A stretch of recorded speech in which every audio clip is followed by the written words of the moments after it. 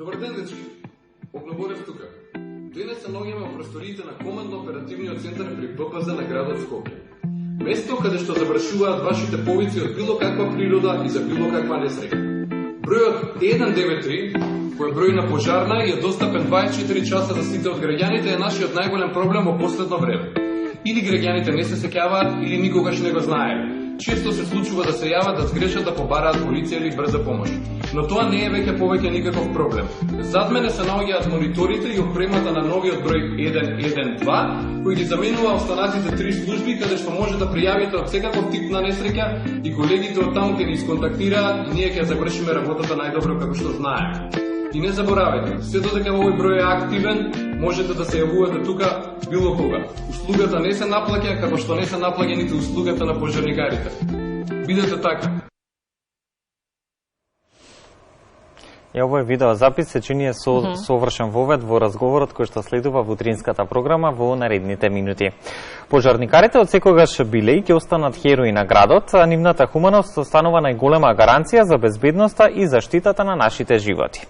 Предпоставувате, зборуваме на оваа тема со гостин кој е многу повеќе од посветен пожарникар. И токму гостинот кој го имаме во студиото 3 на Македонската телевизија работи во Скопската противпожарна бригада, професионалец и за кој што ќе зборуваме во Македонија наутро, кој сите згоди и незгоди поврзани со работата реши да ни ги прикаже на YouTube каналот. Што значи да се биде пожарникар, какви предизвици носи работата и од друга страна колку ние сме одговорни и им ја олеснуваме работата ним. Тема на разговор со Михаил Караколев. Добро утро и добре ни дојдовте, Михаил. Добро утро. Најдов, благодарам на поканата и фала ви што приметувате ситни големи нешта. И пред да започнете, да ви подарам нешто не пише на правило, меѓутоа официјално, кога пожарникар оди на гости некаде, го подарува својот грб на својот втор дом. Никола, ова ќе биде на нашето биро. Јас се извинувам затоа што едно понесов, не знам дека ќе бидете утро во 20. Ние имаме заедничко биро, така да ќе биде супер. Овој подарок е наш заеднички. Неодамна ги видов вашите клипови на социјалните мрежи и исто така ја видов неверојатната реакција на коментари всушност на истото, дека ваква нешто не видела, дека сакаат да го има во поголем број, дека всушност ние поим немаме, народски кажано, што правите вие пожарникарите. За да дојдеме до видеата, би сакала да дадеме свој виден вовед. Како почна вашата приказна со пожарникарството? Имате некои од роднините кои се во професијата или пак чиста љубов? Да, за некому чудно, меѓутоа неколку мина од нашата генерација првпат примени после 94-та година, 2011 беше првата генерација тогаш примена. Многумина од нас беа без никакво противпожарно потекло. Тоест нема родители или дедовци кои што ја работат оваа работа. Се сеќавам се појави оглас, паралелно на тоа животот свој го посветував на уличниот фитнес и секој ден киснев на кеј.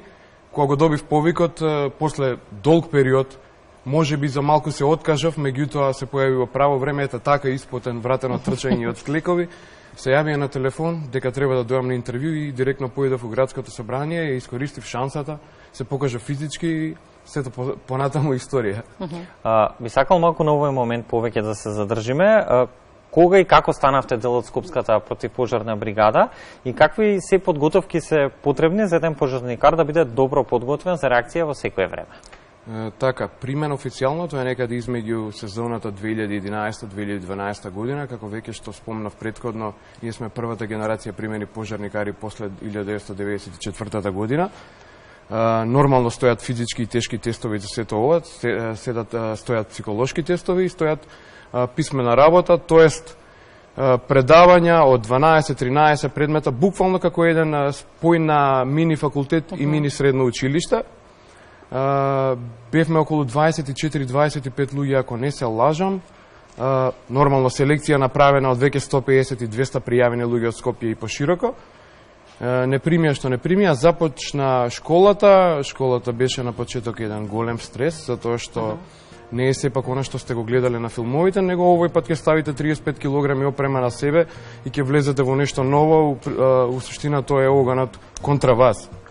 И кој е првиот совет кој ви го дадоа вашите повозрасни колеги и од друга страна години подоцна која е првата реченица која вам сега ви паѓа на памет кога станува збор за вашата професија? Биди ефективен, не брзај, ама размисли пред да го сториш тоа што ќе го направиш и секогаш делуваме како тим. Никогаш не си сам. Секогаш размислувај дека треба да помогнеш на колега, а и тој треба да размислува на тебе. Дефинитивно пожарите бараат брза и навремена реакција во било кој дел од денот и ноќта. Која е таа моќна фокус и брза подготовка за интервенирање? Колку тоа се стекнува преку сите оние обуки кои што ги имате или сепак станува збор за искуство кое што го стекнувате со годините? Убаво прашање, ќе се задржам на вториот дел од прашањето. Реално гледано, за да може пожарникар да делува самостојно во случај каде што нема помош, да се повлече, тоест да ја изреализира, да го изгаси пожарот и да се повлече безбедно, потребни се 5 години. Значи, од прилика тука 5 до 7 години за да го стекнете тоа искуство, in the gut, што викаат американциве, и за да можете да продолжите понатаму. Значи, реално гледано, испечен занаете, према мене, 5 до 7 години може да кажеме дека сме комплетен пожарникар. И што вели работното искуство низ годините? Раста ли бројот на пожари во Скопје и колкав процент од нив ги причинуваме ние, односно човечкиот фактор, а за колкав се виновни временските напогоди? Така, да бидам искрен, веќе го имам кажано во претходно интервју, човечки фактор е поголемата причина. Да не звучам како некои наши политичари да кажувам во проценти, меѓутоа најголемата причина е човечкиот фактор, да не се лажеме. Дистанцата помеѓу емоциите и професијата секогаш треба да постои, особено во оние професии во кои што зависи животот на луѓето. Постои ли некоја ситуација во која поради сплет на околности вам би било тешко лично да издржите емотивно? Издржувањето на емотивноста е што велиме ние зад портата, од кога ќе заврши случајот, нели, ќе смените смената, ќе идете према своите дома, а нормално таа проблематика не треба да биде да се носи дома. Психолошки момент сите има, кај некој се одразува повеќе, кај некој помалку. Затоа често во работните смени со командирот организираме предавања на кои што ги согледуваме од обработените пожари претходно, кој направил грешка, кој треба да се потикне. Меѓутоа ќе искористирам оваа прилика како апел, веќе поборник сум 10 години дека оваа служба има потреба од медицинско лице, психолог и психијатар, затоа што проблемите од работа не треба да се носат дома. И кога веќе почнавме да се навраќаме на ситуациите кои сте ги поминале низ искуството годишно, постои ли ситуација кога сте се исплашиле за својот живот и животите на граѓаните на кои сте им помагале? Постојат многу такви ситуации, особено кога се наоѓате на конструкција на кров, особено кога се наоѓате во подромска просторија, особено кога се наоѓате во урбани средини, станови и згради. Често се случувало да наш колега го спаси нашиот живот и ние неговиот, особено ако станува збор за пожарно отворено некаков си одрон или попуштање на кровот. Значи, буквално сме биле сведоци на повлекување на својот колега. Колегата пропаднат од половина своето тело во опожарениот дел, благодарение на опремата што ја носиме и кратката постапка на колегата, многу животи биле спасени. А за она што го зборивте во однос на граѓаните, некако како да имаме суперсила од која ќе облечеме униформата. Размислуваме само на нив и, како веќе што спомнав, тие 5 години ти изградуваат како буквално комплетен пожарникар. Не размислувате на тоа дека некаде ќе паднете или некаде нема да успеете, размислувате на потенцијалните жртви и на кратење на пожарот. И во овие животозагрозувачки ситуации се чини пресудна едукацијата. Многу е важно граѓаните да ги знаат основните правила како правилно да постапат во случај на пожар. Тоа всушност беше и мотивот за овие видеа кои што ги објавувате на YouTube под хаштагот Огноборец збори. Токму така. И претходно е зборено на оваа тема, меѓутоа не ми се допаѓа како медиумите го шират ова. Говорено е околу тоа што треба прво да направи човек кога се справува со локален пожар, тоест во неговиот објект или соба. Доколку се работи за пожар, каде што, еве, на пример, кујната, знаеме да заборавиме тавче, од тавчето се префрлило према прозорот, ги фаќа сите текстилни делови и понатаму, знаеме дека е тука се што правиме се повлекуваме од таа просторија, како поминуваме соба за соба, ги затвараме вратите за себе, по можност, доколку ни е во правец на движење балконот, таму да заминеме и да повикаме 193 или 112, или доколку се работи за пожар во зграда, веќе сме свесни за тоа, никако да не ги употребуваме скалите, затоа што тоа е буквално грдо звучи самоубиство и неправилен момент, и го повторуваме истото. Се повлекуваме онаму каде што има помалку чат и како движиме во тој правец ги затвараме сите врати и повикуваме 193. И сега ајде малку да проговориме и за видеата, за кои споменав во најавата, имаше многу убава реакција од граѓаните и се уште пристигнуваат нови и нови позитивни. Од она со што започнавме денеска, кој е бројот, до што се правите на интервенција, како се однесувате во слободно време, какви подготовки имате во текот на смените, се некако одлучивте да ни направите достапно. Ке споменам, не е нов концептот, апсолутно не е топла вода и ќе започнам од оној дел како започнува нашата работна смена. Започнува во 7 часот, нормално 24/7 функционира нашата служба. Во 7 часот ја примаме претходната смена, од 7 до 7:30 се проверуваат возилата и опремата. После тоа има еден минимален одмор за доручек и кафе, чај и што и да е. После тоа разговараме на тематики кои ги обработуваме и предуваме на физичкиот дел на нашата работна кула и пред гаражите и следуваат вежби. За да им доловиме уште еднаш на гледачите за што станува збор, овој клип го планиравме некаде на крајот на разговорот, но Рижија ќе ве замолам доколку е подготвен вториот клип, да го погледнеме сега за да можеме да го продискутираме и да видиме за точно што станува збор, односно што Михаил објаснува во вториот клип. Ако е подготвен да го видиме. Ајде. Здраво, дечки, Огноборец тука. Моментално се наоѓаме во бригадата на градот Скопје.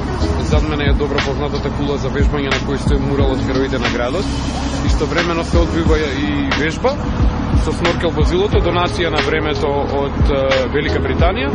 Возило кое на себе содржи корпа и која корпа може да се користи за спасување на потенцијални жртви, но и пренос на водена линија до онаму каде што е потребно да се изгаси пожарот. Со нејзе управува професионален возач пожарникар и од прилика незината висина може да покрие 9-10 протечни спрата по градот. Тоа што ми се допаѓа што се кратки, концизни и имаат многу информација во само една минута. Каква беше реакцијата на колегите ваши кога ги видеа? Ќе се навратам повторно пред 10 години кога за прв пат објавив дека нешто се работи во бригадата, нормално дека се работи, но за прв пат го ја освеживме бригадата со тоа што го застапивме повеќе фитнесот и работевме на тој план. Пожарникарските вежби нормално се постоеле. Нештата беа 50-50 и тоа е како што функционира модата, нели? Ако облечеш нешто ново, 3 дена си на мета, види го каков е, за недела дена сите почнуваат да се облакаат така. Така беше и тогаш, нормално. Прва генерација примени после толку период, доаѓаме од непожарникарско потекло, немаме родители пожарникари. Меѓутоа со текот на недела 2-3 помина сето тоа беше прифатено со разговор сите нормално братски и подетално со секој од секого. И благодарение на тоа што го прифативме, се изборивме конечно противпожарната служба или бригадата на градот Скопје да добие спортска теретана или вежбална. Сега сите професии во кои што постои ризик, јавен настап, се поврзани со високи дози на адреналин, кој што по завршувањето на врските прави невиден замор, често пати тука и оној брз пат на имунитетот. Како се справувате со овие ситуации и што по една напорно завршена смена? По една напорно завршена смена многу вода. Пред се, како што кажав, се стремиме проблемите да ги оставиме во кругот. Секоја наредна смена го разговараме тој тежок пожар или било каков да е, меѓутоа контролата на адреналинот. Па нормално затоа и постојат тие тестови додека се примаат пожарникарите. Не секој може да се справи со тоа. Не е војна тајна дека при третите смени пожарникарите имаат пасивен одмор, но тоа значи дека сме нокни птици на едно око. Постои дежурен водич, дежурен командир, заменик командир, командир на чета, дежурни на капија, значи хиерархијата е буквално војничка, постојано некој е во функција и во движење, а оној дел со адреналинот, па ете, за тоа е потребно искуство и многу вежби, не само во бригадата, но и да учествувате заедно со постарите колеги, да увидите за што станува збор. Не секој може да го работи, затоа да не се повторувам, тоа се чувствува на самите тестови при примањето во бригадата.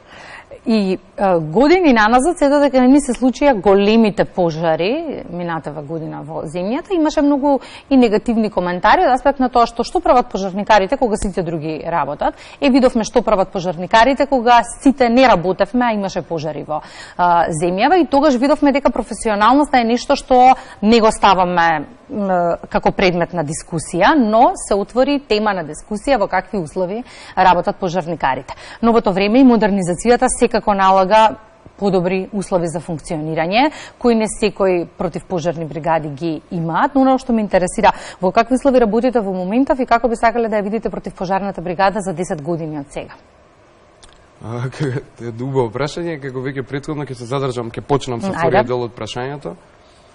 Противпожарната бригада за 10 години ја гледам барем со 100-150 нови момци и женски, се разбира, и барем уште 5 до 10 навални возила и уште една нова скала, накаде едно тактичко размислување како би било за да исполниме према оној процент на еден граѓанин колку треба пожарникари на 1000 граѓани. Така. Нема да зборам многу за тие бројки. Под прилика тоа, али би се пофалил со она што дека не многу кубуриме со опремата која се носи на пожар.